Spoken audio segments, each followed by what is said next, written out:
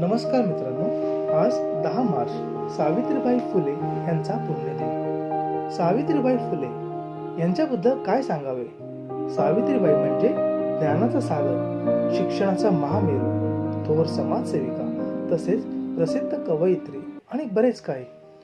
भारताच्या स्त्री शिक्षणाची गंगोत्री अशी ओळख करून देताना आपल्या मनाला खूप आनंद होतो. भारताच्या पहिल्या महिला शिक्षिका तसेच पहिल्या मुख्याध्यापिका होत्या. त्यांचा जन्म सातारा जिल्ह्यातील खंडाळा तालुक्यातील नायगाव येथे 3 जानेवारी 1831 रोजी एका दलित कुटुंबामध्ये झाला होता. त्यांच्या आईचे नाव लक्ष्मीबाई तसेच वडिलांचे नाव खंडोजी नेवसे पाटील होते.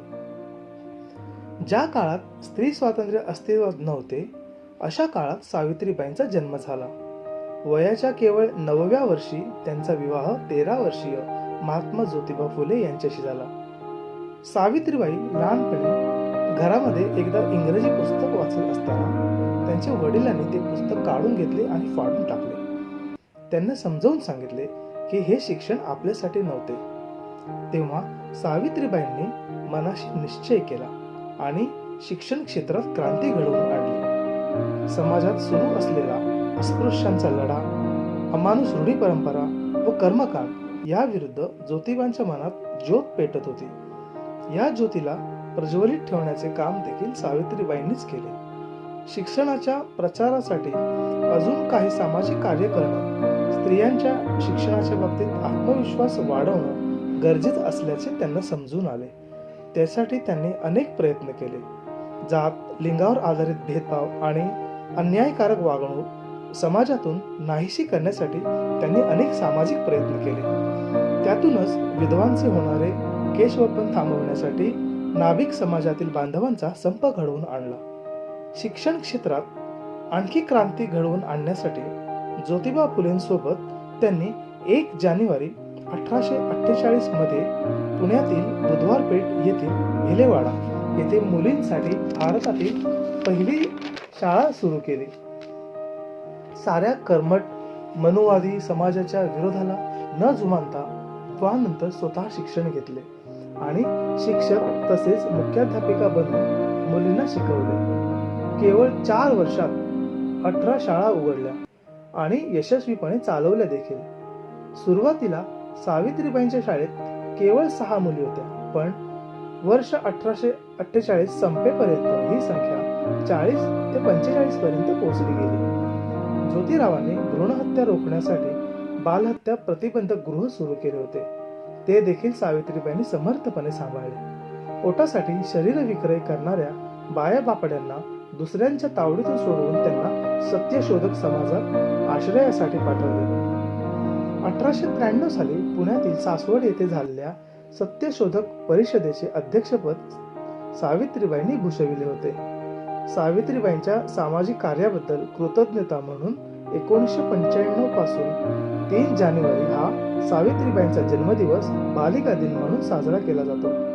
या सर्व कार्याचा गौरव करण्यासाठी म्हणून सावित्रीबाईंना ज्ञानज्योती, क्रांतीज्योती या टोपण नावाने देखील ओळखले जाते.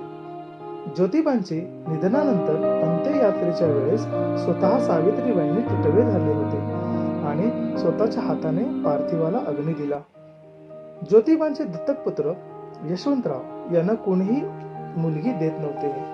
त्यावेळेस त्यांचा कार्यकर्ता ज्ञानोबा कृष्णोबा ससाणे यांच्या राधा नावाच्या मुलीशी 4 फेब्रुवारी 1889 रोजी यशवंतरावांचा विवाह करून दिला आणि हाच विवाह महाराष्ट्रातील पहिला आंतरजातीय विवाह होय. सावित्रीबाई लेखिका आणि कवयित्री म्हणून देखील परिचयाच्या आहेत. त्यांनी 1854 मध्ये काव्य फुले आणि 1892 मध्ये 52 काशी सुबोध रत्नाकर प्रकाशित केले. जा आणि शिक्षण मिळवा नावाची कविता देखील त्यांनी प्रकाशित केली. त्यांच्या काही ओळी प्रसिद्ध आहेत, जसे विद्या हे धन आहे रे श्रेष्ठ साऱ्या धनाहून, तिचा साठा ज्याच्या पाशी तो ज्ञानी मानिती जन. इसवी सन 1896-97 साली पुणे परिसरात मोठ्या प्रमाणात प्लेगची साथ पसरली होती. त्यामध्ये प्लेगच्या रुग्णांचे खूप हाल होत होते. त्यासाठी सावित्रीबाईंनी पुण्याजवळ वसलेल्या ससाणे यांच्या माळावर दवाखाना सुरू करून रुग्णांची सेवा केली, त्यांना हातभार लावला. त्याच दरम्यान संसर्गजन्य रोग असलेल्या प्लेगने सावित्रीबाईंना देखील पछाडले. सावित्रीबाईंना त्याची लागण झाली आणि याच आजारामध्ये 10 मार्च 1897 रोजी त्यांचे देहावसान झाले.